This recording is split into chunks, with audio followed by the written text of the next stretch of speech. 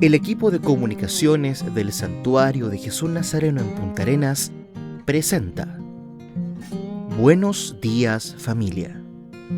Un espacio de la comunidad católica de Magallanes que llega a usted gracias a Polar Comunicaciones. Hermanos y hermanas, feliz domingo. Nos encontramos una vez más a través de Polar Comunicaciones, esperando llegar a sus hogares para que gentilmente podamos compartir la palabra del Señor y el mensaje de Jesús Nazareno en nuestra tierra de la Patagonia. Hermanos y hermanas, estamos caminos acelerados hacia la Semana Santa. Próximo domingo estaremos en la entrada triunfal de Jesús en Jerusalén y el subsiguiente celebrando la Pascua. Hermanos y hermanas, iniciemos el programa de este fin de semana.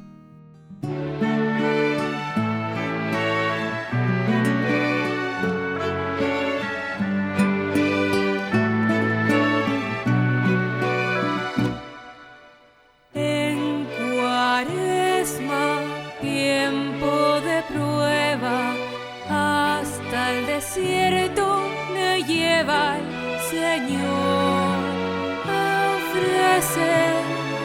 Mi vida en oblación, como lo hizo Jesús en su pasión. En Cuaresma, tiempo de espera, en el desierto acompaño al Señor. Junto a Él preparo el corazón.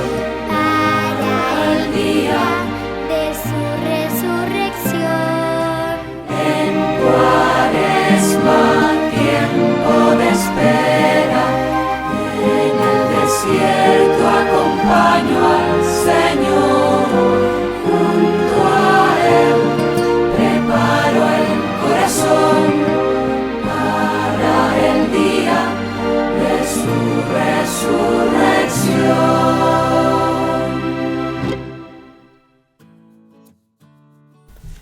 Catequesis del Papa Francisco sobre el encuentro de Jesús con Zaqueo. El Papa Francisco anima en el texto de su catequesis a descubrir la misericordia de Dios, especialmente cuando nos sentimos perdidos, al igual que lo hizo Zaqueo. Debido al delicado estado de salud del Santo Padre, no hubo audiencia general por 7º miércoles consecutivo, y el texto de su catequesis fue distribuido por la oficina de prensa de la Santa Sede. A continuación, la catequesis completa del Papa Francisco. Queridos hermanos y hermanas, sigamos contemplando los encuentros de Jesús con algunos personajes del Evangelio. Esta vez me gustaría detenerme en la figura de Zaqueo, un episodio que me es particularmente querido porque ocupa un lugar especial en mi camino espiritual. El Evangelio de Lucas nos presenta a Zaqueo como alguien que parece irremediablemente perdido. Quizá nosotros también nos sentimos así a veces, sin esperanza. Zaqueo, en cambio, descubrirá que el Señor ya lo estaba buscando. Jesús, de hecho, bajó a Jericó, una ciudad situada por debajo del nivel del mar, considerada una imagen del infierno, donde Jesús quiere ir a buscar a aquellos que se sienten perdidos. Y en realidad el Señor resucitado sigue descendiendo a los infiernos de hoy, a los lugares de guerra, al dolor de los inocentes, al corazón de las madres que ven morir a sus hijos, al hambre de los pobres. Zaqueo, en cierto sentido, se ha perdido. Tal vez tomó decisiones equivocadas, o tal vez la vida le ha puesto en situaciones de las que le cuesta salir. De hecho, Lucas insiste en describir las características de este hombre. No solo es publicano, es decir, uno de los que recauda impuestos de sus conciudadanos para los invasores romanos, sino que es incluso el jefe de los publicanos, como diciendo que su pecado se multiplica. Lucas añade además que Zaqueo es rico, dando a entender que se ha enriquecido a costa de los demás, abusando de su posición. Pero todo esto tiene consecuencias. Zaqueo probablemente se siente excluido, despreciado por todos. Cuando se entera de que Jesús está atravesando la ciudad, Zaqueo siente el deseo de verlo. No se atreve a imaginar un encuentro, le bastaría con mirarlo desde lejos. Sin embargo, nuestros deseos también encuentran obstáculos y no se hacen realidad automáticamente. Zaqueo es de baja estatura. En nuestra realidad tenemos límites con los que debemos lidiar, y luego están los demás, que a veces no nos ayudan. La multitud impide que Zaqueo vea a Jesús. Quizás sea también un poco su revancha. Pero cuando se tiene un deseo fuerte, no se desanima. Se encuentra una solución. Pero hay que tener valor y no avergonzarse. Se necesita un poco de la sencillez de los niños y no preocuparse demasiado por la propia imagen. Zaqueo, como un niño, se sube a un árbol. Debía ser un buen punto de observación, sobre todo para mirar sin ser visto, escondiéndose detrás de las frondas. Pero con el Señor siempre ocurre lo inesperado. Jesús, cuando llega allí cerca, alza la mirada. Zaqueo se siente descubierto y probablemente espera un reproche público. La gente tal vez lo habrá esperado, pero se sentirá decepcionada. Jesús le pide a Zaqueo que baje inmediatamente, casi maravillándose de verlo en el árbol, y le dice: «Hoy tengo que alojarme en tu casa». Dios no puede pasar sin buscar al que está perdido. Lucas destaca la alegría del corazón de Zaqueo. Es la alegría de quien se siente mirado, reconocido y sobre todo perdonado. La mirada de Jesús no es una mirada de reproche, sino de misericordia. Es esa misericordia que a veces nos cuesta aceptar, sobre todo cuando Dios perdona a quienes, en nuestra opinión, no se lo merecen. Murmuramos porque nos gustaría poner límites al amor de Dios. En la escena en casa, Zaqueo, después de escuchar las palabras de perdón de Jesús, se levanta como si resucitara de su condición de muerte y se levanta para comprometerse, devolver el cuádruple de lo que ha robado. No se trata de un precio a pagar, porque el perdón de Dios es gratuito, sino del deseo de imitar a aquel de quien se sintió amado. Zaqueo asume un compromiso al que no estaba obligado, pero lo hace porque entiende que esa es su forma de amar. Y lo hace combinando la legislación romana sobre el robo y la ley rabínica sobre la penitencia. Zaqueo entonces no es solo un hombre del deseo, es también alguien que sabe dar pasos concretos. Su propósito no es genérico o abstracto, sino que parte precisamente de su historia. Ha mirado su vida, ha identificado el punto desde el que iniciar su cambio. Queridos hermanos y hermanas, aprendamos de Zaqueo a no perder la esperanza, incluso cuando nos sentimos marginados o incapaces de cambiar. Cultivemos nuestro deseo de ver a Jesús y sobre todo dejemos que nos encuentre la misericordia de Dios, que siempre viene a buscarnos en cualquier situación en la que nos hayamos perdido. 6 datos sorprendentes sobre la muerte de San Juan Pablo II. Este pasado 2 de abril se cumplieron 20 años de la muerte de San Juan Pablo II, uno de los líderes más influyentes del siglo XX, y quien desde el momento en el que se anunció que había fallecido, fue vitoreado por los fieles católicos como santo súbito. Su pontificado duró 26 años y 5 meses, convirtiéndolo en el tercero más largo en los más de 2000 años de historia de la Iglesia Católica. Para conmemorar su aniversario de su partida a la casa del Padre, te compartimos estos 6 datos que quizás no sabías sobre sus últimos días y su muerte. Primero, la última bendición. Tras su fallido y conmovedor intento de dar la bendición Urbi et Orbi el último domingo de Pascua de 2005, que arrancó los aplausos y el llanto de los fieles reunidos en la plaza de San Pedro, el Papa Juan Pablo II, que después de su segunda hospitalización sufría déficit nutricional y marcada debilidad, volvió a asomarse a la ventana de su habitación el miércoles 30 de marzo para dar la bendición. Este nuevo intento tampoco tuvo éxito. Aquella comparecencia fue la última estación pública de su doloroso Vía Crucis. dice el Acta Apostile Sedis, que contiene detalles sobre los últimos días de la vida del Papa. Segundo, la vigilia de los fieles. Miles de fieles se reunieron para orar en voz alta y hacer vigilia en la plaza de San Pedro en los días previos a la muerte de San Juan Pablo II. El secretario personal de Juan Pablo II por más de 40 años, el cardenal Stanislav Dziwisz, aseguró que el Papa escuchaba las oraciones de la multitud. Tercero, la misa durante su agonía.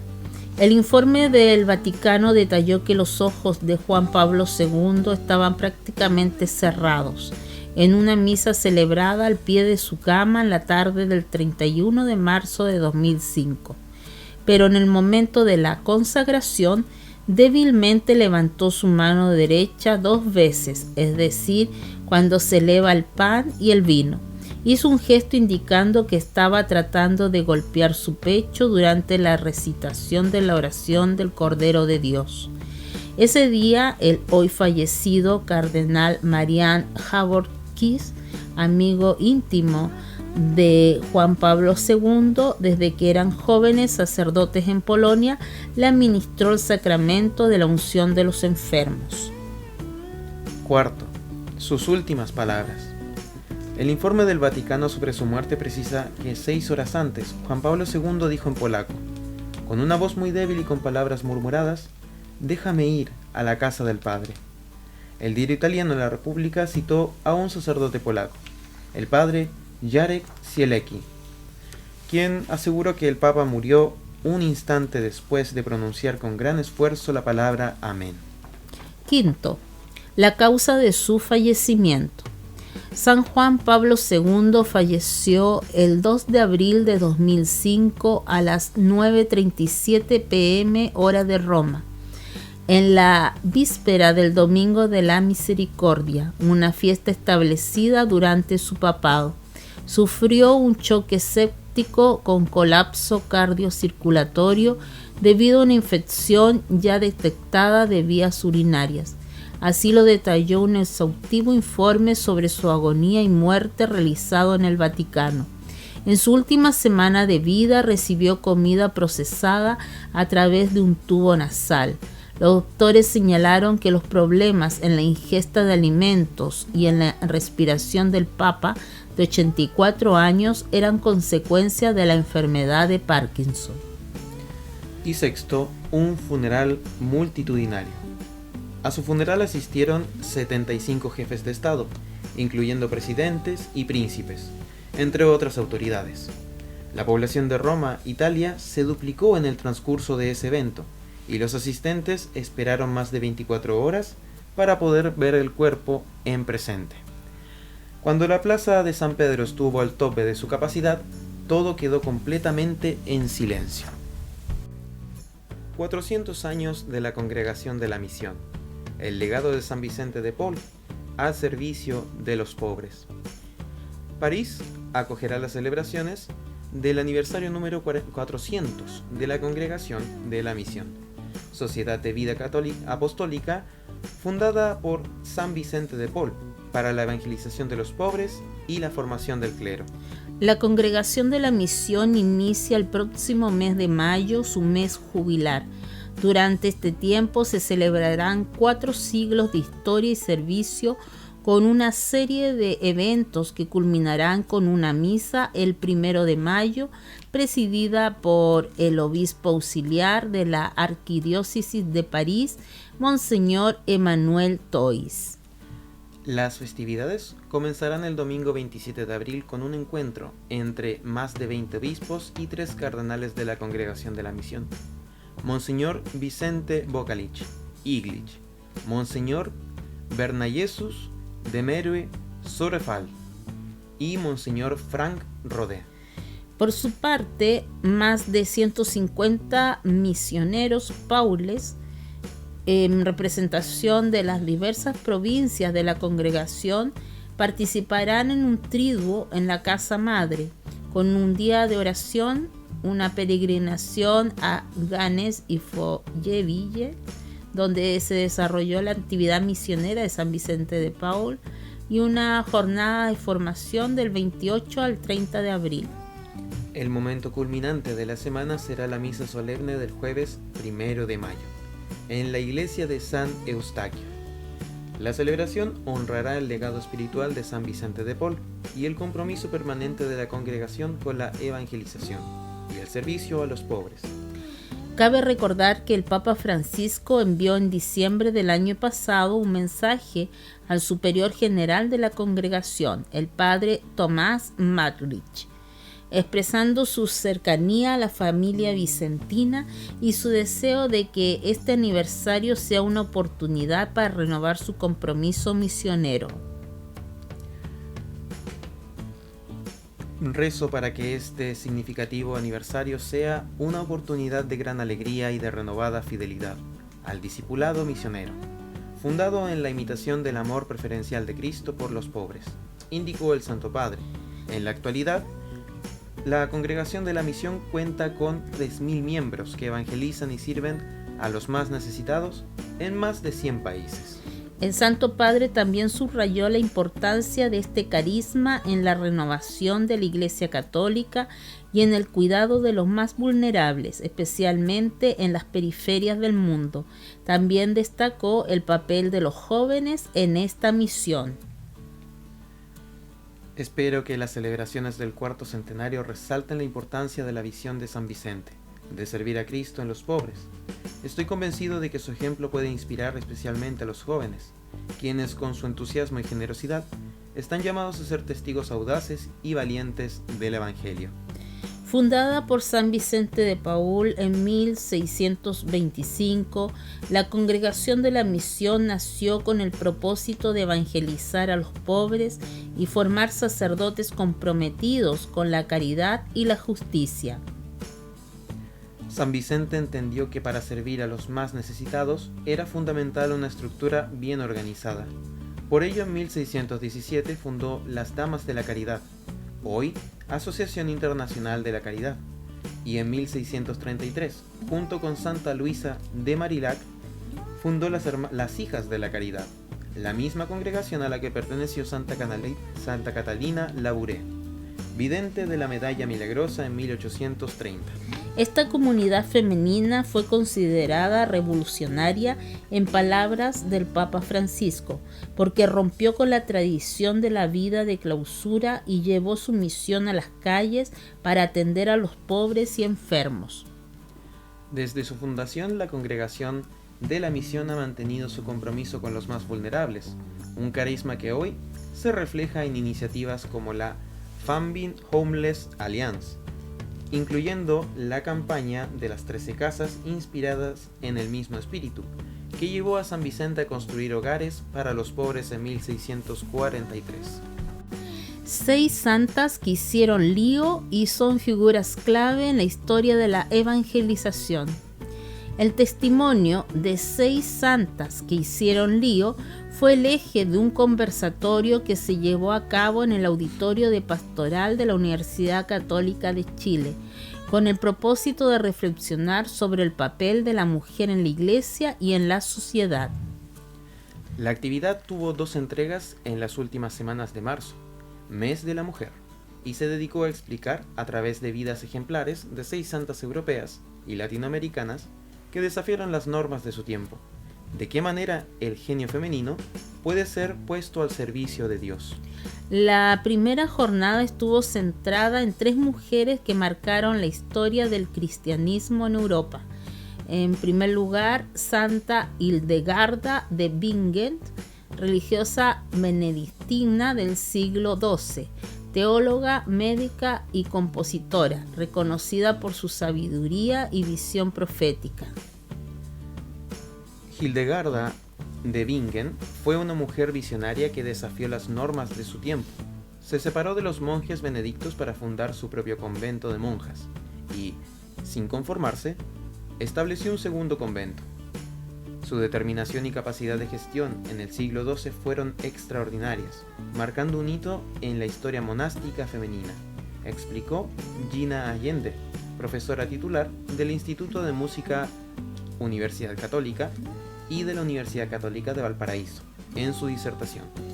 La vicedecana de la Facultad de Teología de la Universidad Católica, Heidi Bello, abordó luego la vida de Edith Stein, filósofa y carmelita descalza, una intelectual que se convirtió del ateísmo al cristianismo y una de las grandes pensadoras del siglo XX. Su obra abordó la fenomenología y la educación y la dignidad de la mujer. Como carmelita descalza, asumió su fe con radicalidad, denunciando la persecución del pueblo judío hasta su martirio en Auschwitz. Edith Stein nos invita a seguir su ejemplo de fidelidad a las convicciones. Fue contra todo, incluso contra su familia y su entorno, para ser consecuente con su llamado. Denunció la discriminación contra la mujer y el pueblo hebreo, llegando incluso a escribir al Papa Pío XI sobre la persecución nazi. Su compromiso la llevó hasta el martirio de Auschwitz.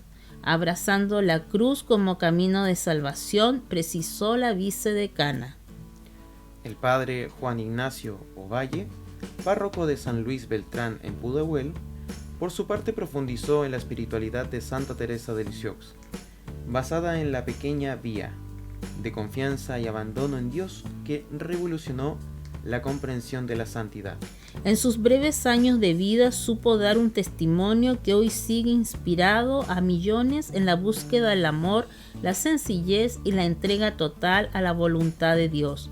En ese marco el sacerdote destacó la profundidad de su misión y su llamado a vivir la fe con alegría y confianza.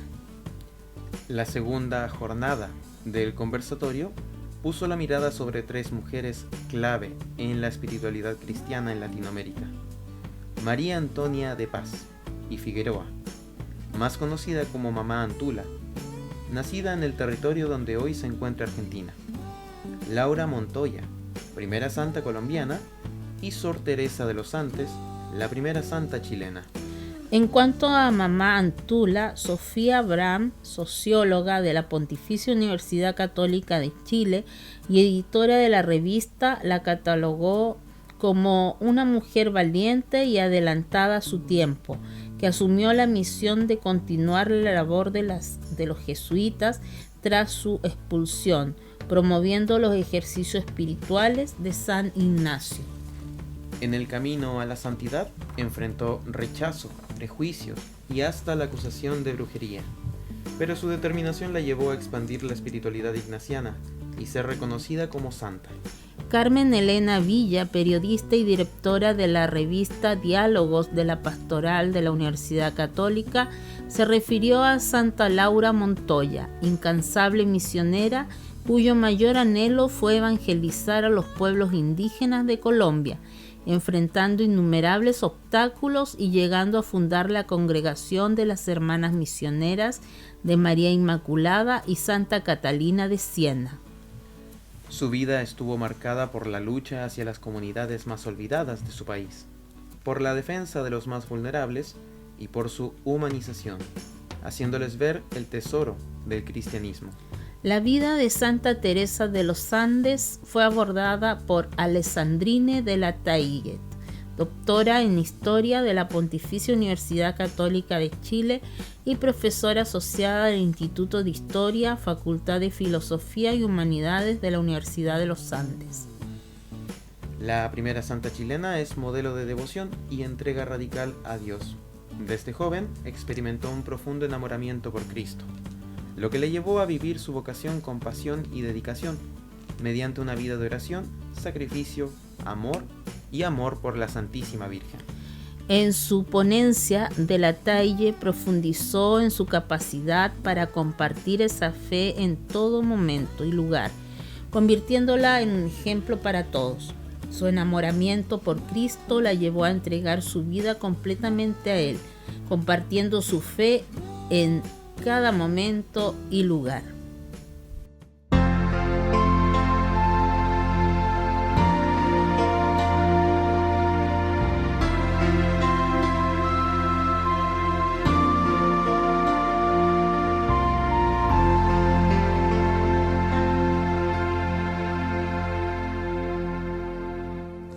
piedad de mí, oh Dios, conforme a tu misericordia, conforme a la multitud de tus piedades, borra mis rebeliones. Ten piedad de mí, oh Dios, conforme a tu misericordia, conforme a la multitud de tus piedades, borra mis rebeliones. Lávame más y más de mi maldad, límpiame de mi pecado. Lávame más y más de mi maldad, y límpiame de mi pecado.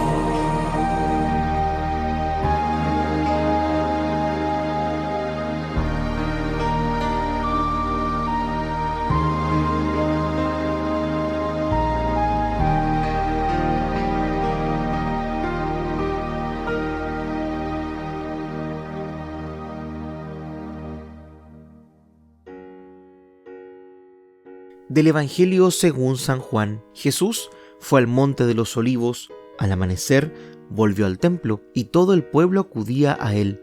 Entonces se sentó y comenzó a enseñarles. Los escribas y los fariseos le trajeron a una mujer que había sido sorprendida en adulterio, y poniéndola en medio de todos, dijeron a Jesús: Maestro, esta mujer ha sido sorprendida en flagrante adulterio.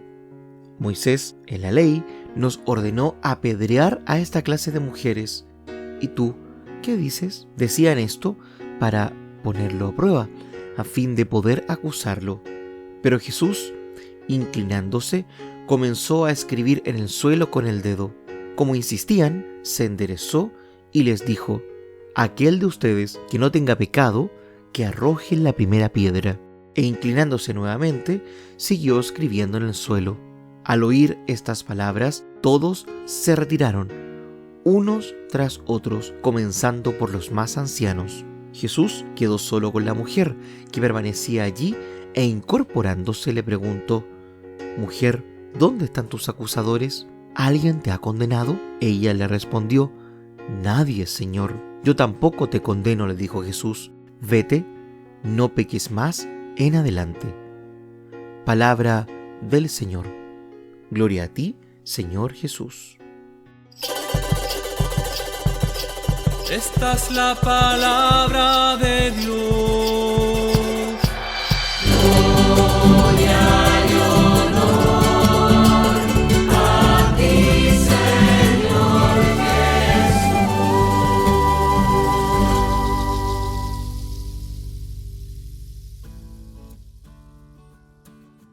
Esta preciosa escena que nos presenta el Evangelio de San Juan la podemos dividir en 3 cuadros. Primer cuadro: los fariseos, la mujer y Jesús. Los fariseos, felices de haber sorprendido a una mujer en pecado, lo único que ven en esa mujer es su pecado. Se crecen humillando a la mujer, se gozan recogiendo entre sus manos la basura para echársela en la cara. Me indigna su hipocresía. Porque si la han sorprendido en flagrante adulterio, ahí tenía que haber un hombre. El adulterio no lo cometió ella sola. ¿O es que las leyes están hechas solo para que las cumplan las mujeres? Porque la ley de Moisés hablaba de adúlteros, no solo de la adúltera. En Levíticos capítulo 20. Segundo, la mujer. Ella está en medio, humillada, esperando la muerte, sin levantar cabeza, sin poder hablar, al menos para poder decir que el cómplice adúltero está ahí, quizás entre los mismos acusadores. Jesús está viendo a la mujer con sus pecados, pero también con sus virtudes, con su miseria y también con su grandeza, con todo lo malo y con todo lo bueno que ha hecho en la vida y sobre todo la está viendo con sus grandes posibilidades de cara al futuro. A Jesús no le interesa el pasado, le interesa el futuro. No lo que ha sido, sino lo que aún puede llegar a ser. Si la presencia de los fariseos la hunden, la presencia de Jesús la anima y la hace levantar la cabeza y esperar. Segundo cuadro: los fariseos con la ley en la mano, la mujer y Jesús. Con la ley en la mano quieren apedrear a esa mujer. Es la ley de Moisés, la suprema autoridad. ¿Se atreverá Jesús a conculcarla? Y Jesús, ¿qué hace? Escribe en el suelo. Y todo lo que se escribe en el suelo es para que desaparezca enseguida. O tal vez los que escribía eran garabatos, como nosotros haciendo rayas en la clase en un cuaderno. No nos interesaba lo que decía el profesor, pero ellos estaban esperando una respuesta y Jesús la va a dar. El que entre ustedes esté sin pecado, que lance la primera piedra. Y se fueron desfilando. Comenzaron primero los mayores, quizás cuántas culpas tenían sobre sus hombros. Por lo demás, tirando piedras no se soluciona nada. Jesús cambia las piedras por amor, por comprensión, por diálogo y por perdón. Tercer cuadro: Jesús y la mujer solos. Y llegó el feliz momento en que la mujer se quedó a solas con Jesús. ¡Qué alivio! Comenzó a respirar, a sentirse persona otra vez. Se acabaron las piedras y los gritos y las hipocresías. Se quedó Jesús, su gran defensor, el único que le hace levantar la cabeza, el único que ha visto en ella la mujer y no solo la pecadora, el único que en medio de aquella oscuridad le ha hecho ver la luz, el único que en aquella humillante soledad le ha dirigido palabras de cercanía, de dulzura, de cariño. Y como dirá San Agustín, allí quedaron solos la gran miseria y la gran misericordia. Menos mal que no nos van a juzgar los hombres, nos va a juzgar Jesús. ¿Nadie te ha condenado? Nadie. Yo tampoco, dice el Señor. El oficio de Jesús no es ni juzgar ni menos condenar. Tiene muchas cosas buenas por hacer. Disfruta de la vida, pero no peques más. El pecado te ha puesto al borde del fracaso total. Has llegado aquí como un trapo. Ahora sales como una mujer. No peques, porque por ese camino no puedes ser feliz. Y yo quiero que seas feliz.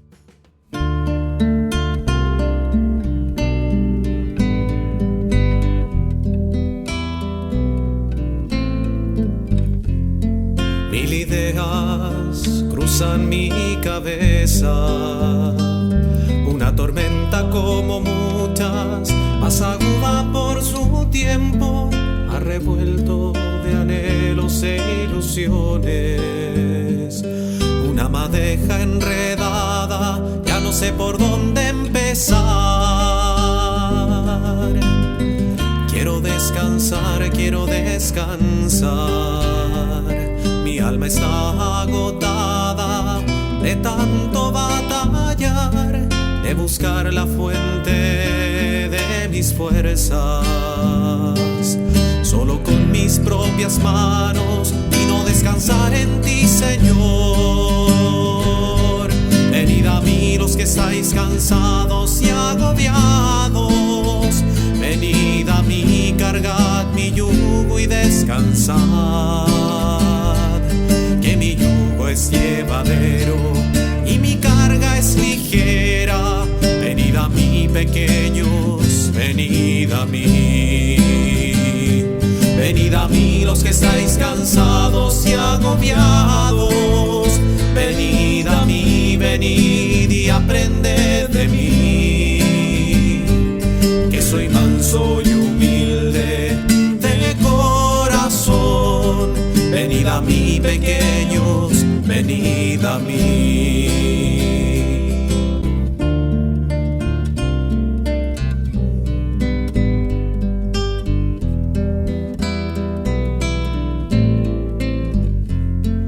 Es orgullo el que mi alma como lastre lleva, peso que no deja volar hacia lo alto de mi ideal, y mirar tu cruz y a tu madre a tus pies, sus su sencillez infinita y una entrega total.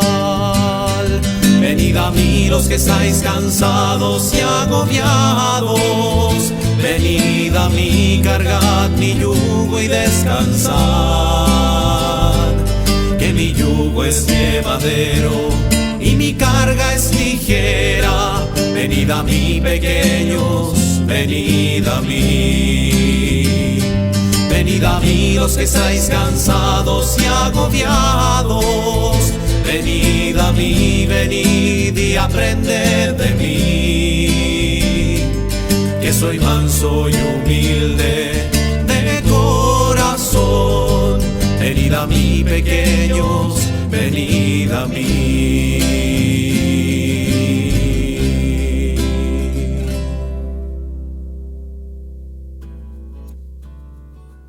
Si queremos paz, eduquemos para la paz. Si le damos un vistazo a los periódicos, sintonizamos cualquier canal de noticia o revisamos las redes sociales, podemos darnos cuenta de que el mundo está de cabeza y la guerra está por doquier.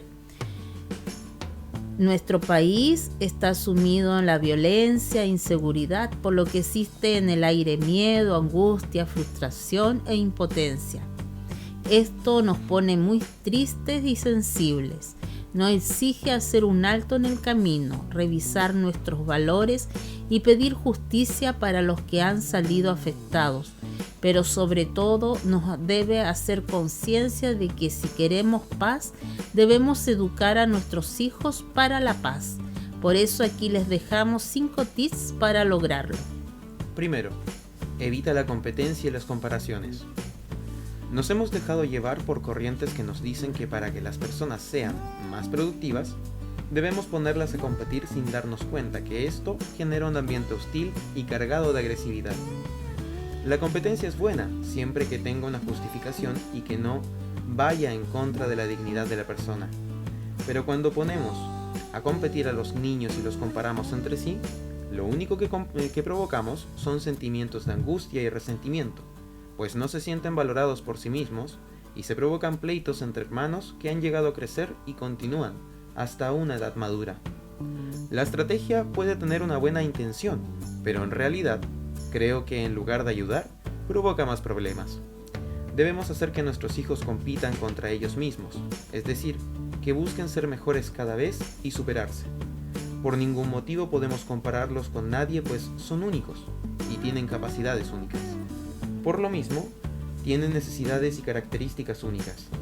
Es así que aunque sean hermanos, cada uno requiere de un estilo particular de educación, y por lo mismo, la comparación está fuera de lugar, y la competencia malsana debemos eliminarla de nuestras estrategias educativas.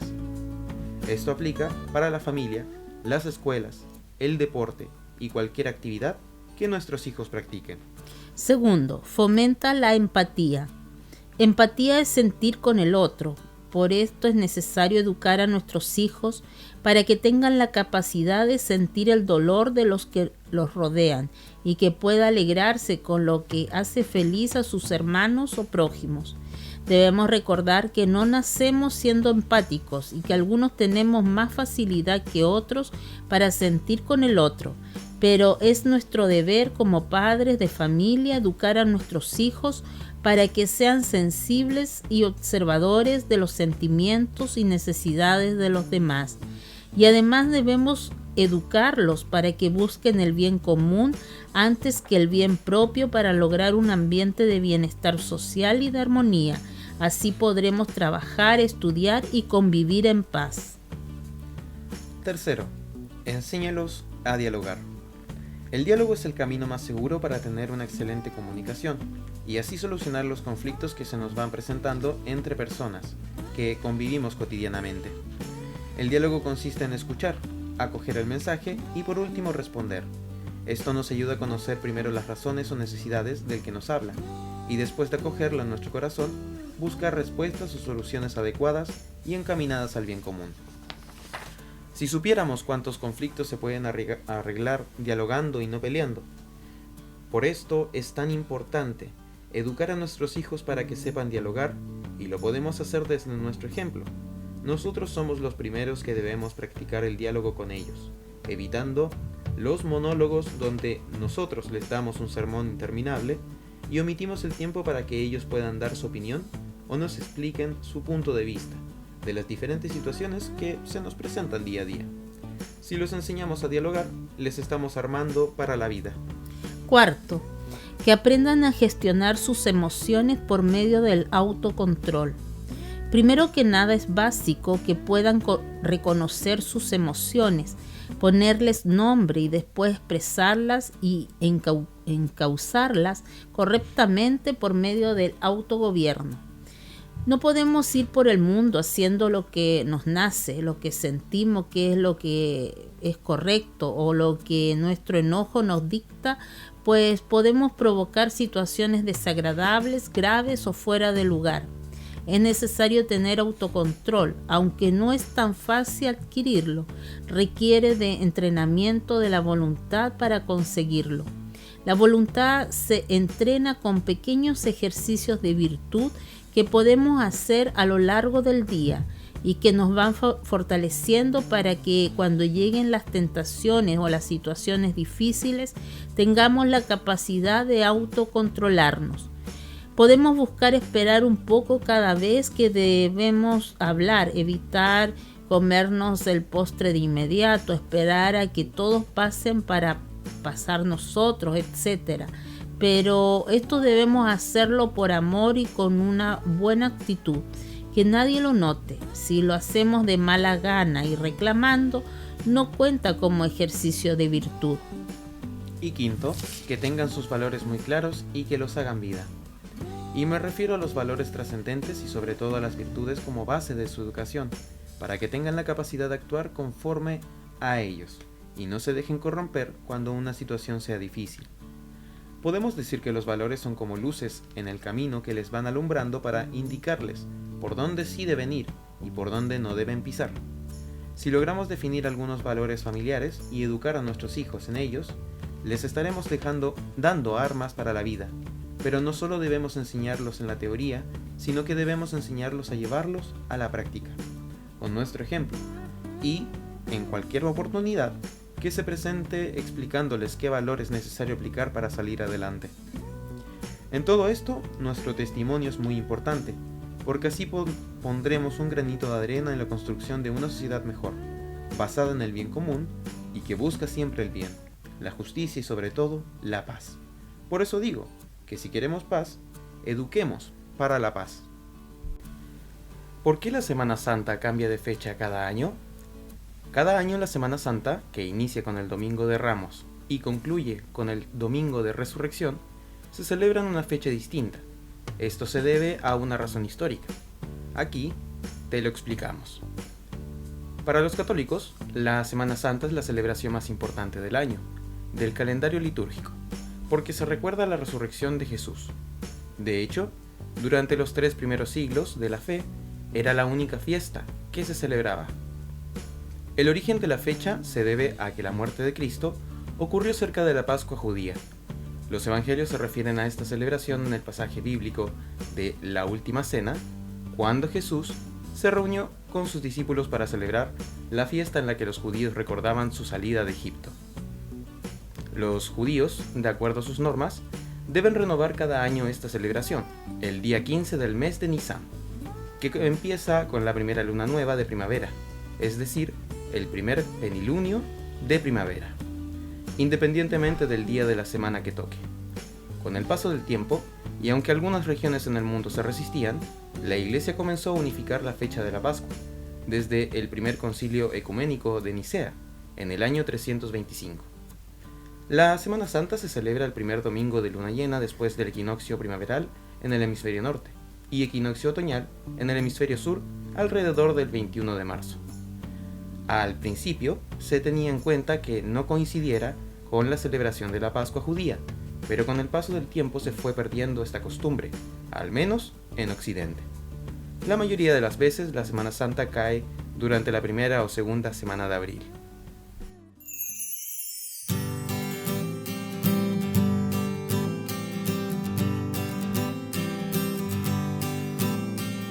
Esta esta mañana enderezo mi espalda, abro mi rostro, respiro la aurora,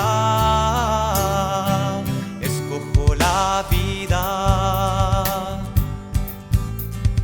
Esta mañana acojo mis golpes,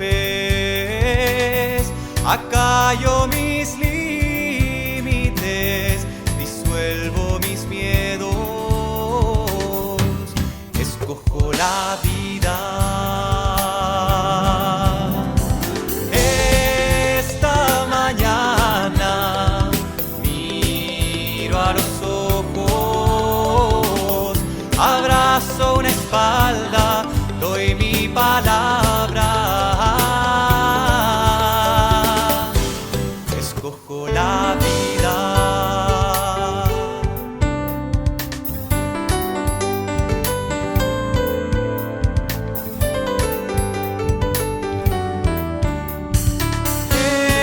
Esta mañana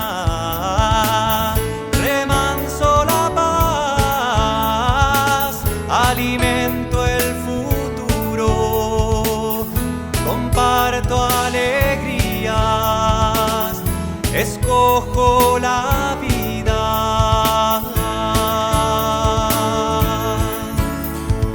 Esta mañana te busco en la muerte, te alzo del fango, te cargo tan frágil, escojo la vida.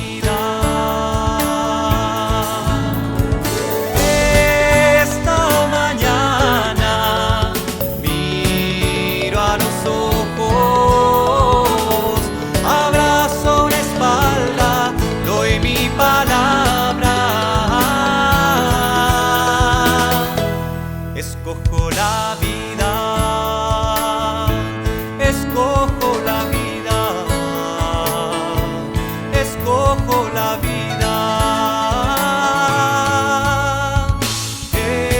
Esta mañana te escucho en silencio, te dejo llenarme, te sigo de cerca,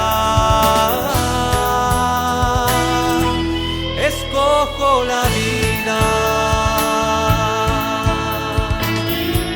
escojo la vida.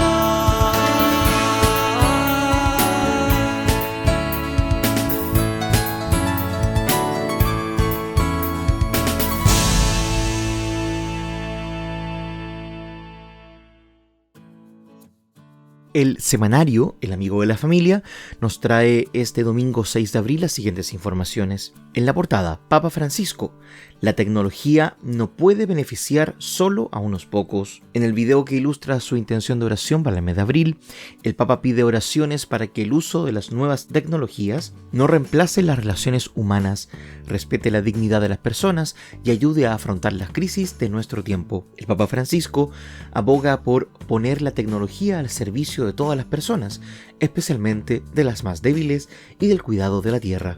La página 2, presentación de agrupación Farovski Cantaduri Isla de Hvar de Dalmacia, República de Croacia, los cantores de Faros. Esta actividad se realizará el día miércoles 9 de abril a las 20 horas en la Iglesia Catedral. También visita pastoral del obispo de Punta Arenas fortalece vínculos con la comunidad de Cabo de Hornos. En la página 3, Cuaresma de Fraternidad.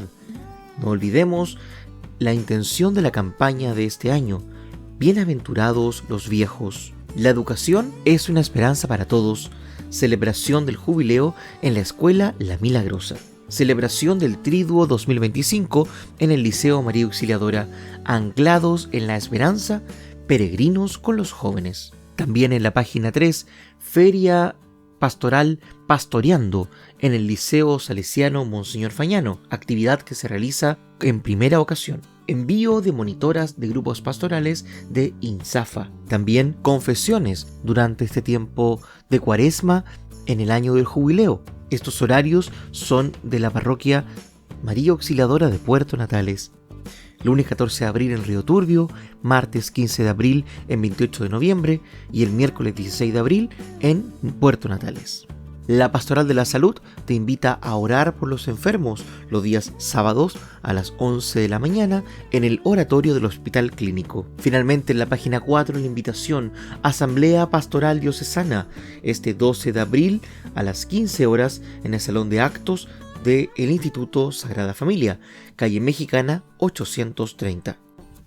Santoral Católico de la Semana, hoy domingo 6 de abril, en el quinto domingo de Cuaresma, les saludamos y recordamos el elenco de santos y santas que se celebrarán esta semana que comienza, para que aprovechen a saludar a sus familiares y amigos que estarán de onomástico. Hoy domingo 6, Santa Edith. El día lunes 7, San Juan Bautista de la Salle. El día martes 8, Santa Constanza. El día miércoles 9, San Demetrio. El día jueves 10, San Ezequiel. El día viernes 11, San Estanislao. El día sábado 12, San Arnoldo. Y el próximo domingo 13, Santa Aída. Hermanos y hermanas, finalizamos este espacio radial dándole a todas y todos el ánimo en este mes de abril, en esta quinta semana de Cuaresma, a un poquito tiempo del Domingo de Ramos, que es una celebración tan importante, tan grande, tan trabajada por las comunidades para poder servir a sus hermanos y hermanas. Les pedimos que durante este tiempo sigamos disponibles para poder servir al Señor y al Señor en los hermanos. Para eso es la campaña de Cuaresma, para justamente poner nuestras privaciones personales en recursos económicos que sirven para la actividad social de nuestra comunidad, y este año para nuestras personas mayores. Hermanos y hermanas, nos despedimos y, si todo sale bien, nos volveremos a encontrar el próximo domingo por Radio Polar. Que esté muy bien. El equipo de comunicaciones del Santuario de Jesús Nazareno en Punta Arenas presentó Buenos Días Familia, un espacio de la Comunidad Católica de Magallanes que llega a usted gracias a Polar Comunicaciones. Esperamos encontrarnos con usted la próxima semana.